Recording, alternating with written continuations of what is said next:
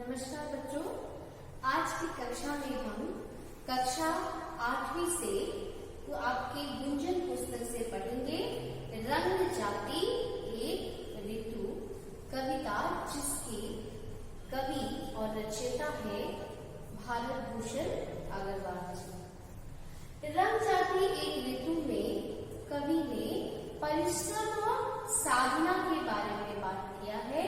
उनके अनुसार परिश्रम और साधना अगर की जाए तो जो सफलता है वो सफलता आपको बहुत अच्छी सफलता मिलेगी और जो परिश्रम और साधना आपने किया है उसका बहुत सुगंधित और एक फल अच्छा मिलेगा।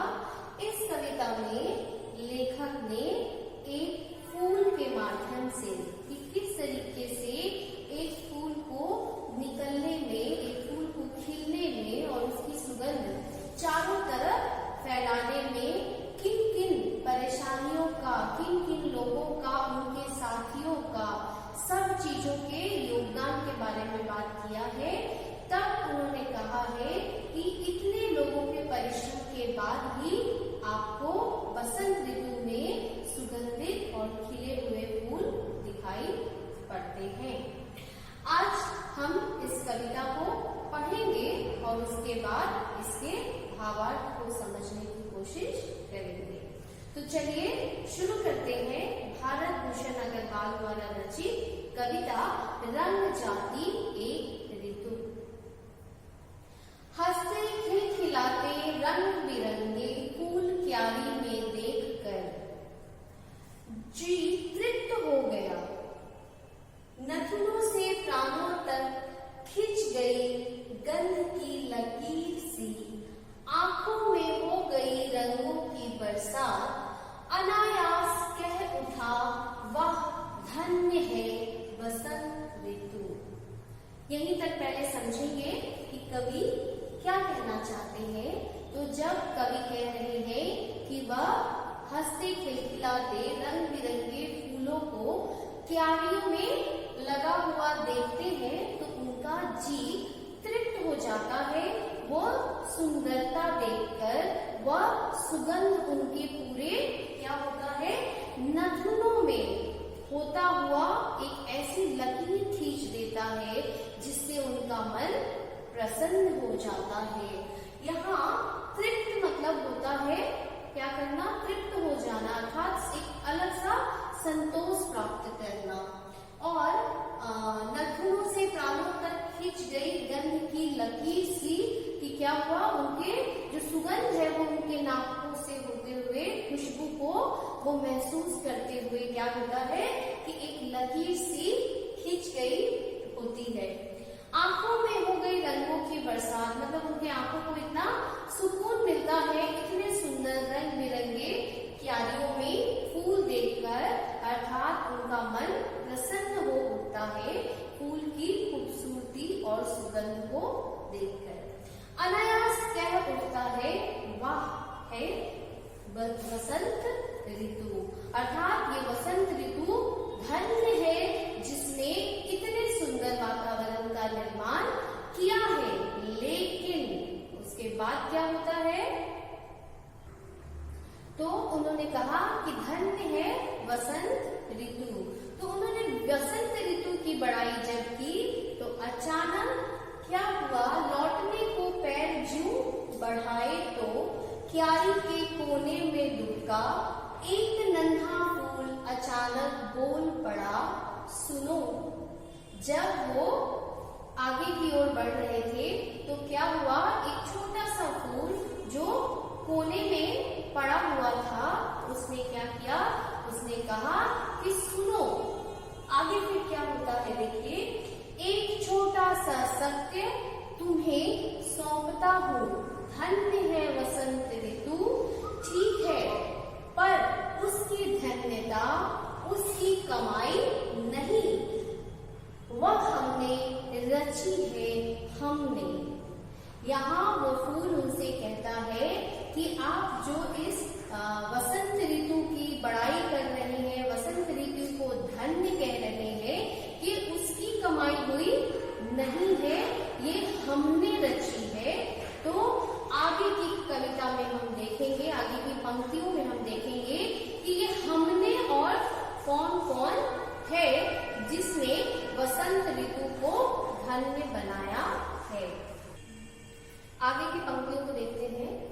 यानी मैंने, मुझ जैसे मेरे अनगिनत साथियों ने, जिन्होंने इस क्यारी में अपने अपने ठाव पर धूप और बरसात, जाड़ा और पाला झेल सूरज को तपा है पूरी आयु एक पांव पर। यही तक देखते हैं पहले।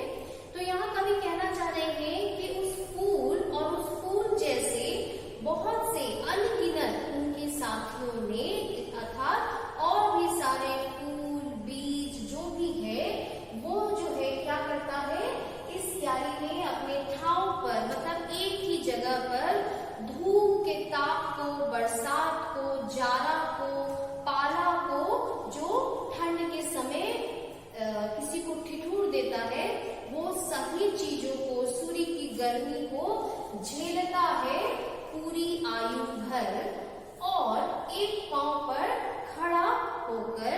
तो ये कष्ट किसने सहा है? आज वसंत ऋतु तक फूल और उसके खुशबू और रंग बिरंगे फूलों की सुंदरता को लाने में इतने फूलों ने, अनगिनत साथियों ने उसके सभी चीजों को झेला है। इसी के बारे में कवि कह रहे हैं। आगे हम सुनते हैं कि क्या हो रहा है। तुमने ऋतु को बखाना, पर क्या कभी पल भर भी तुम उस लौ को भी देख सके? अर्थात इसमें कवि कह रहे हैं कि ये जो फूल है वो बात कर रहा है और कह रहा है कवि से कि तुमने ऋतु का तो बखान किया, लेकिन क्या तुमने उसके पीछे कभी एक पल के लिए भी ये सोचा कि कौन उस ऋतु को सुंदर बना रहा है? आगे की पंक्तियों को और अच्छी तरीके से समझते हैं। मैंने, जिसके बल मैंने और इसने और उसने, यानी मेरे एक एक साथी ने मिट्टी का अंधेरा फोड़ सूरज से आंखें मिलाई है, उसे यदि जानते तो तुमसे भी रंग जाती एक ऋतु।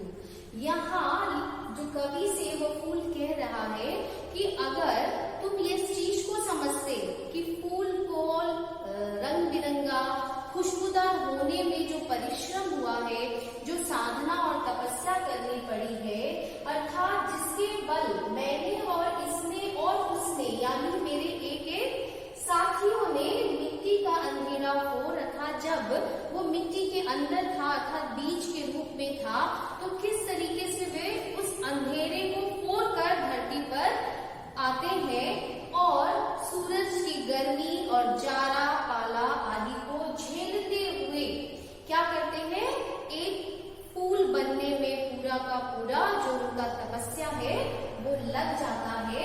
और अगर तुम उस ऋतु की बखान को ना समझकर, ना करके तुम उस फूल के परिश्रम, साधना और तप को समझते तो शायद तुमसे भी एक ऋतु रंग जाती और शायद तुम भी ऐसा कुछ कर पाते। तो इस कविता में कवि कहना चाहते हैं कि किस तरीके से रंग जाती है एक ऋतु।